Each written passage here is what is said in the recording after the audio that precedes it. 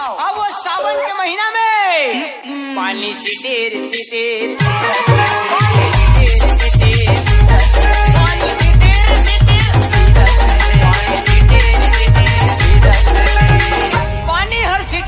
गिरत रहे रागी। अब होती अमिताभ बच्चन परदिल खारे खार कुदावत जात रहे।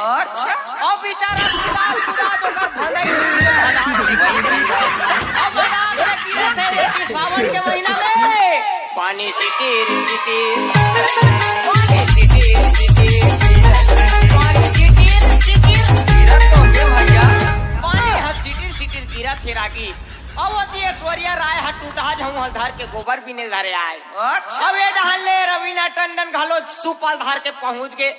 दोनों जन गोबर बर झागरा का कथे अरे ये गोबर लगता है हर छंछू पे छंछू पे अरे आने जहां चलते रहो कार मोनू हटा के रे हेरा अब ये ती बड़ दिल कुदा थे बेचारा अमिताभ बच्चन ह बछरू ह बिदक अब बोला अपन तुरल कथे अभिषेक पानी सिटेर सिटेर